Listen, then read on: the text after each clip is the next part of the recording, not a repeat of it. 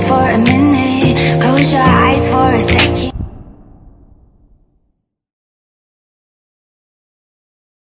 Hi guys, welcome back to my channel. Now I'm gonna be vlogging all the way from Officer. This is somewhere in the southeast of Melbourne. Now I would like to show you the scenery and give a few plug about this particular suburb before I head on to running my commentary for the Real Housewives of Potomac, which I must say it was quite juicy this particular episode. But first things first, guys, if you haven't subscribed, I don't know what you're waiting for, and thank you to those who have consistently been subscribed, consistently watch my shenanigans. Thank you for your support. It means a lot to me. Please share this channel with your friends as I grow. Oh my god, it is a hot summer day in Melbourne, okay? And I think it's 35 degrees. I am panting because I came up a very long steep walk. But let me just go around. I don't know, let me do it like a 360 so you can see my view. It is a beautiful park in Officer. So this particular park is called Officer District Park. It is very brand new. I think there's also a proposed construction of an adventure theme like park right here, which of course will be on brand because the land size is ginormous. I really have to say this, during the lockdown my daughter and I really explored a few parks around my neighborhood. Now I've moved houses in the last 2 years, and so I've just had to explore a little bit more about Melbourne Southeast, mainly Southeast. I'm not about to go anywhere further than where I'm at because there's a lot to explore in this particular side of the state. Now, please, my view, it is amazing. As you can see, the park, you know, it's so steep, quite dangerous, I would say, but nonetheless, it's so beautiful. So this is a slide behind me, and it goes all the way down. Let me see if I can capture myself capturing the slide go down. So that's the slide going down, and I brought my daughter here. It's the school holidays almost over, and guys, I am so broke it begins to believe. So I'm trying to maximize free adventure, free fun, and the parks are so good. There is a lot to do, and it takes away you know, a lot of the downtime for the kids. Again, guys, the lighting, I don't even know. I'm trying to figure out where I'm at. Okay, yeah, let's get into blog again. Like I said, Officer, the suburb, it is up and coming. There's a few development. I think there's a lot of development going on in this particular suburb, but it is my type of suburb where I would really like to live. It's far from work, far from everything, you know. But again, you know what, scenery is all that it takes to make up your mind on where you would like to live. Now let's get into the swing of things on why we are here today, shall we? I'm going to try and find some lighting, guys. Welcome back, guys. Like I said, the last episode of the Real Housewives of Potomac delivered. It gave us a lot of information to dissect. For me, recapping, there were a lot of information that I would like to share with you and give you my biased opinion. Of course, I did enjoy this particular episode, and this is what I live for. I want this woman to go at it, give us something to talk about. Of course, a little bit of drama, a little bit of argument, that's part of the game. However, there was a lot more for us to actually ponder and discuss. Now, this particular episode 15, opened with Ashley. Now, Ashley Ashley is channeling her masculinity, okay? I'm not sure why she's doing this, trying to raise money for some charity, maybe. However, there's something going on with Ashley. Okay, she's post-divorce, since meeting Josh. She has just, you know, come to her own masculine dominance. And she's planning a drag queen type of show. And here we see her meeting an expert in the business to give her a few moves in order to portray Ash. It's a very derogatory term, okay? Given what happened last episode. I mean, if you watched last episode, you would hear her tell us her drag queen name. It's quite fun, but it's Ash. It had to infuse Ashley. Now, it infused Ashley, her reproductive bits, her lady bits, and a few other things. Okay, so it's quite out there. I'm not gonna try and you know, twist my tongue in trying to get this particular drag queen. But anyway, we're gonna revisit Ashley at the event because this is where the drama or the chaos happened, and it happened right at the end of this particular episode. But we get into the swing of things. Okay, the ladies are back in Potomac. They had a 3-day 4-night stay in Central America. Sorry, I was gonna say Dominican, no, Panama, and it was quite a lot, for them to unpack. And here they are, should I say, resting from all the fun they had during their staycation in Panama. Now we did see Giselle having to do interior home decor shopping with her girls. All 3 girls are now going to college, and good on her. She is feeling like an empty nester, and I guess living vicariously through the girls. And so they are all out shopping. She did tell us and reiterate that the litigation with regards to probate courts and fight for what's rightfully hers and her kids as it relates to her dad's estate is still ongoing. Now, I don't know how traumatic that would be for Giselle, given that what is meant to be yours. I mean, it is a rite of passage. I'm not trying to say it's meant to be yours, guys. I'm trying to find the perfect light tip.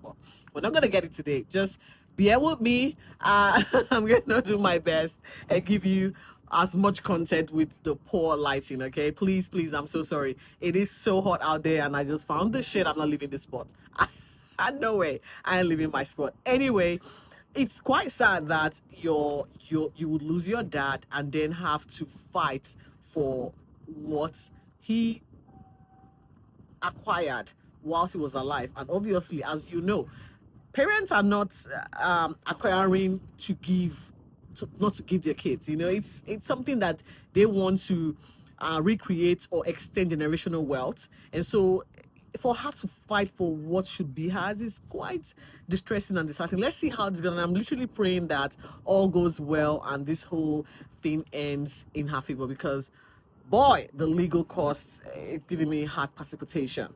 Now, while she is enjoying her downtime with her kids, we did see okay, TJ is back in our screens, guys. Okay, Stacy and TJ are going to be having a lunch date, but before then, Stacy meets up with an attorney, with a female attorney in Potomac, to discuss or navigate post marriage, because right now, according to her, she's been separated over a year, and though they have had some form of mediation, but she then uncovered that there were so many things she is unaware of, and now she's trying to get an attorney to figure out where the numbers lies. And my girl, you're going this 3 steps forward, 1 step back, because the first thing I should have been expecting you to do is get an attorney to get you situated with what you own, what he owns, what he brought in, and then what you guys acquired during your 17 years of marriage, because that's a long time. And for you not to know this, and for you to still be insistent that the fact that you guys are having, or in agreement to a cohesive and non-toxic separation and divorce is quite naive of you. I mean, very, very naive. We start off as we want the best intention. It's always the best intention. But guys, nobody wants to live with less. And that's just human psychology. It's the greed factor of it all. Nobody wants to live with less. The person that is hot the most wants to, live with the most. And the person that is breaking up the family wants to take everything to the next relationship that is making them leave you. So it's quite naive of Stacy, and I'm like, she's a very career-driven woman. For her not to have this particular level of intelligence to be able to fix her finances is quite telling. I don't know. I'm just saying it's doesn't sit with me. And the attorney, quite frankly, gave her the truth, even though she had to pay, because we saw the sand glass, pouring down, telling her for every sand, every grain or whatever straw that comes off that bottle, that is my money counting. I've been there, guys. It's not pretty, I would say. Well, the attorney told her, you need to get your orders fixed. You need to, what do you want? She said she didn't want child support. She wanted alimony. The lady was like, why don't you want child support? She said, oh, my ex is saying he's going to take care of my daughter. And the attorney was like, what if, another woman comes in, has a kid for him and says, no, you're not giving this other baby anything. Everything now belongs to us. Why are you doing this? Why are you going the extra mile? Alimony should be enough for her to take care of her kids. Now, you can understand that this would cause problems. So they would like you to have the deals, the promises in writing, signed by both parties, and everybody's happy, and we can smile and go our separate ways. Stacey's still not sold on this idea, but I'm sure by the time they go back and forth, she spends a few couple dollars here and there, and the argument starts between lawyers. It was sinking. But good luck to her with what she does with her life post her 70-year marriage. Now we see her having a conversation with TJ. TJ has been away from our screen. I was like, thank God. I didn't want to deal with this guy, but here he is again. I'm like, oh yeah, we have to get through this. And well, this time TJ feels that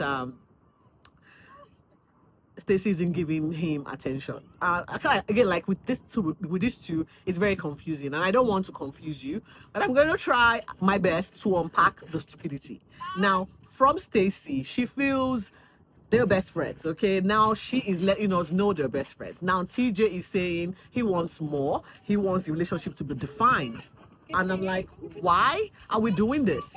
At the start, TJ was the one that was saying, let's put the brakes because you're still married. I don't want to take away from what's going on, or you have to define the relationship once you are divorced and separated from your husband. Well, Stacey, to that effect, let TJ know that her ex is in the process of moving out of the house. And TJ was like, can I come? In my head, are you dumb? This guy is like a child. TJ now wants it. TJ now wants the relationship to be defined. TJ now wants to be known as her boyfriend. And now Stacey is taking the back seats or backtracking and saying, no, we're best friends. I think it's too soon to be trying to define whatever it is we're doing. I still insist that we're best friends. And yeah, pump the brakes. You can come to the house, even though my ex is moving out, but you still can come because I have my daughter Arabella there. And I'm like, girl, you literally ran for the hills with this man right after you left your husband. So what has changed in the last couple of months? I would say it's probably been 2 months since the show has been was in production at the time last year.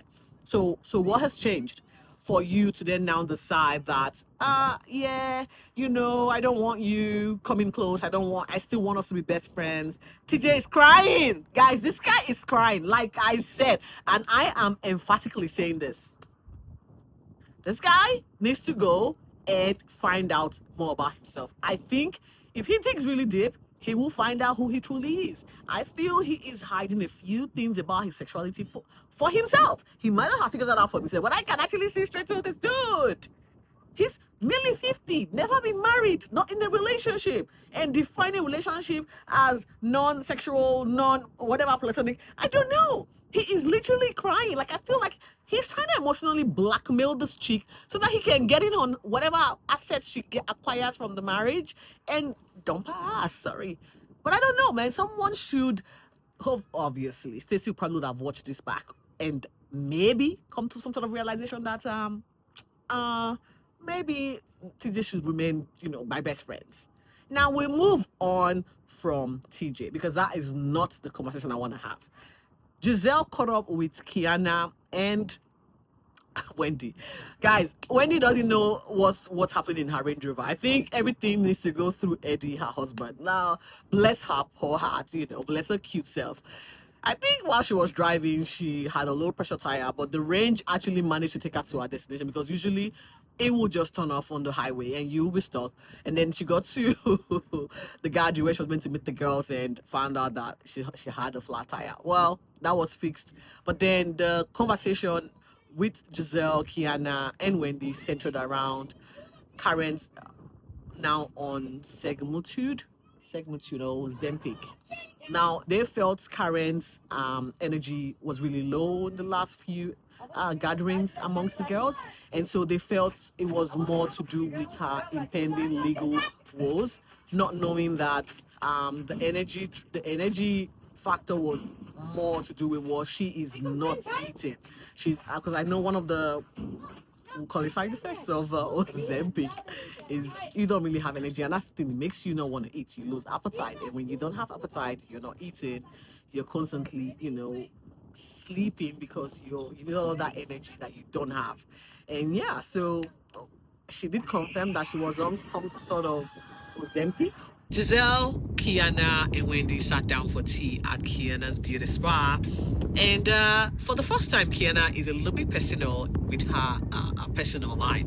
She actually opened up a little bit more to share how the friendship dynamics is affecting her relationship with Greg.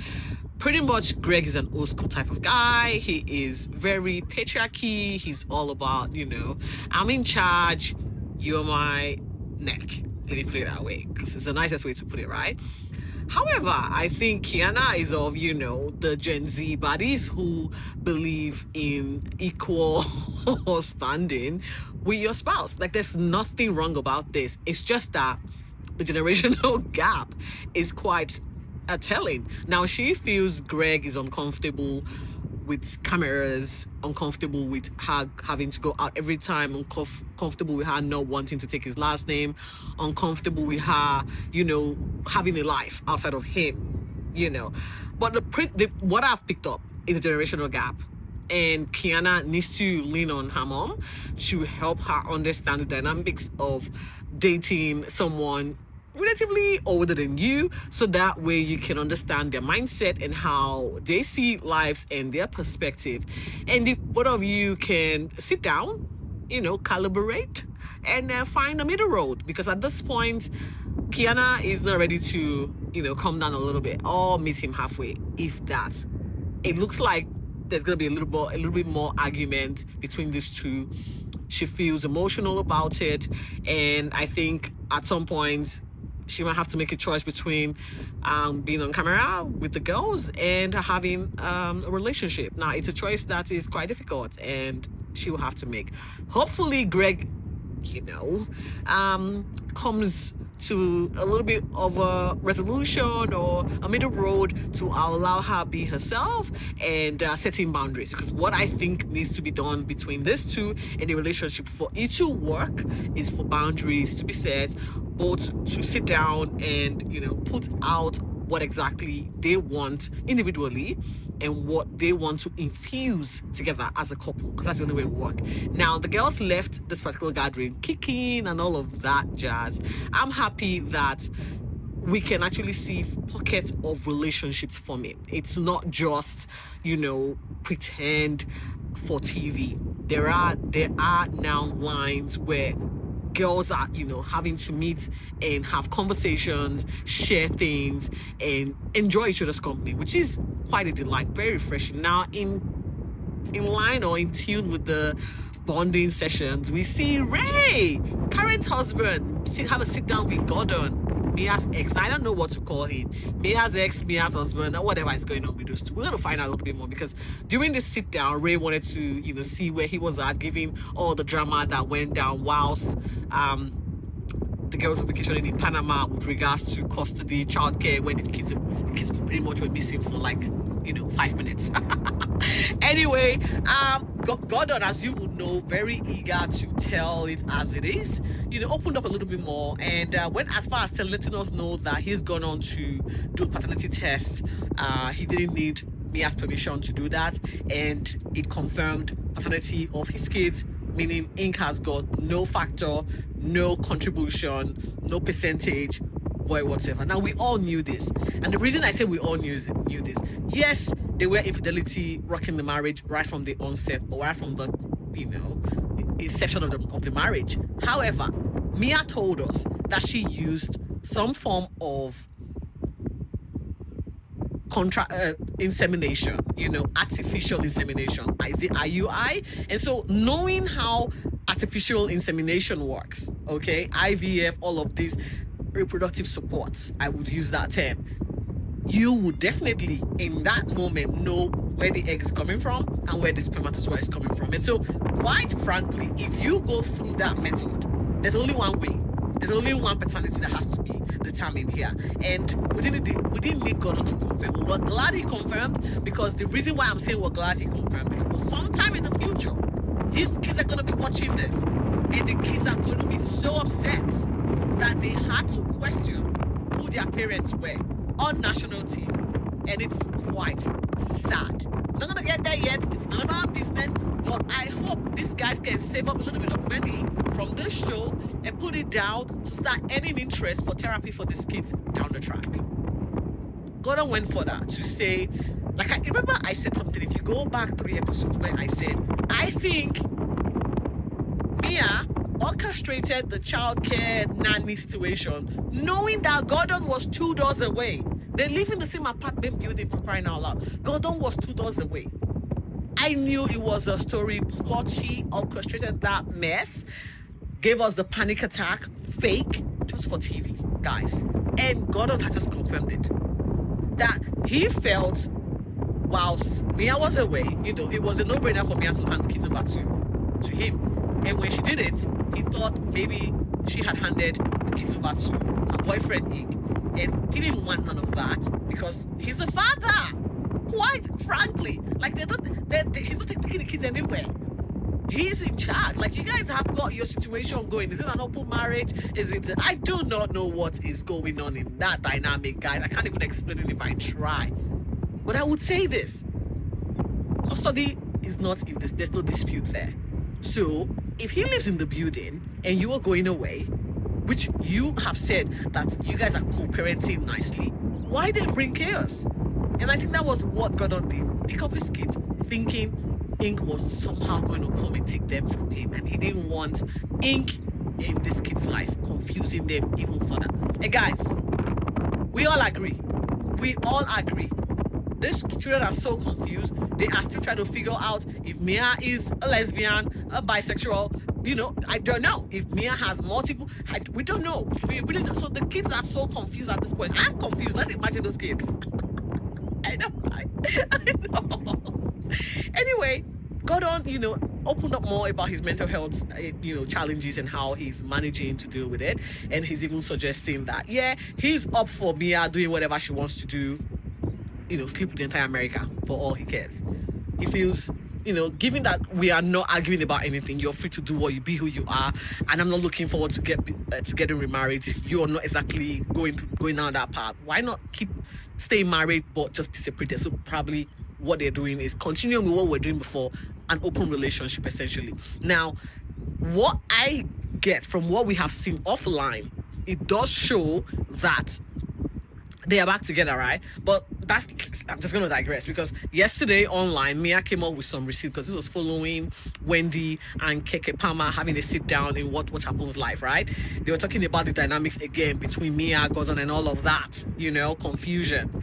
And Mia is here giving us receipts from July of 2024. And I'm like, why do we need all of this? This is them going back and forth with who has the kids, who isn't going to have the kids. And it didn't really make sense, because what it does show, it sort of confirms Gordon's presence in this kid's life and less of their mother being present in her life. So I don't know. She's still accusing him of being bipolar 1. Meanwhile, I think the one person with the mental health condition that is actually truly the highest level of bipolarism is Mia. The chick is a pathological liar and has got some, I don't know, there's a lot to unpack. Gordon suggested counseling. She should take it.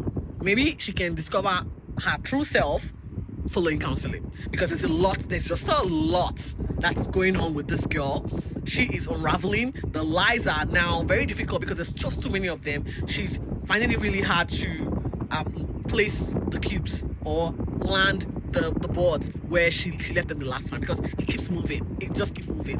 And so the lies are contradicting each other. You can easily tell that she's lying. Gordon feels, a lot has happened. And whilst he's having to sit down with Ray, he's not bashing her. He's not. He understands they've got differences, and he feels like they need to find a way to put it together. He's upset Ink is in his kid's life. As would you. They're still married. It's just weird. Anyway, of course, Ray would relay the conversation to Karen, which he did. And Karen, as you know, had a lot of information to share with the girls. And she took this information to the drag night as hosted by Ashley. And this is where the chaos unfolded. So the girls arrived at Ashley's event. Honestly, I think the brief was they should all represent their masculine side. Giselle, understood the brief, came well dressed. Who else? I think Karen also understood the brief, came really looking dapper. Kiana, I'm not sure if her masculine side has a hoochie-ness in that. I don't know, because she came dressed as a I think it's a Hooters girl, because everything was out. The chicks were out, the babies, everything was out. She looked pretty hot, I would say. Wendy, she wore green. I think there wasn't any masculine on display. Stacy had florals, so obviously she told us I'm a chick, And Mia and Jacqueline arrived a little bit later. And I think, the girls were getting ready. Ashley was getting ready for her show. And the girls were having conversation because I think they're just trying to catch up post-Panama. Very quickly, Karen pulled Giselle aside. But not before Giselle trying to get Karen to confess to the fact that she's on Ozempic. Karen, she would swing left, right before getting to the truth. She did finally admit that she is on Ozempic. And according to her, she's pre-diabetic. She's from a very long family history of diabetes. So she is being proactive and having to go on Ozempic. Well, it's your business to do what you feel is best. The wind is picking up. I hope you can still hear me behind all of the noise around me. Now, the day this particular episode concludes with Karen having to tell Giselle all that Ray told her about Mia, paternity, and all the lies she displayed and the emotional blackmail she gave them whilst they were away in Panama in relation to the kids. No surprise, Giselle wanted to hash it out right then and there. So before the show even kicked off, it had already kicked off. So at the end of the day, they had to go outside in order to diffuse or find out who said what is right, and I don't know, make her take accountability. Mia is not one to be accountable for anything. Very quickly, Mia was very defensive and deflected back to Karen, trying to get Karen to tell us about her court case and all her impending DUIs and all the charges that were trumped up. You know what? It didn't really go well because they had to tell her, well, you lied about this, you held a few information from us, things were not as bad as you claiming it is. What is going on? And this, in fact, they were just yelling at each other because Mia sort of is now being caught on in her lie. She was pretty much called to her face that she is a liar. So this is where it is going to get interesting in the next episode. I hope they're able to find some common ground because you're not going to ever get the truth from Mia. There's no way. Like, I can sit here and tell you that this show is going to end and we'll still be wrapping our head around all of the stories that Mia has told us. I'm serious, dead set. But that's it, guys. What do you think about this particular Gordon revelation? And do you think it is out of place for Gordon to have actually gone through and had the paternity test done? And was it in the right for Mia to actually question it? Because she did question it in a few reunions and a few episodes back, and trying to make it seem like she's got multiple fathers. Well, she does have multiple fathers to her kids. That is no rule. She just wanted to add ink to make sense. Or maybe a short ink that ink can still be a father. I don't know. I really don't know what this is. So anyway, guys, come in the comment section, give your thoughts, share your thoughts, and I will see you on the next episode. Thank you for watching, and remember, you are deserving. Stay safe.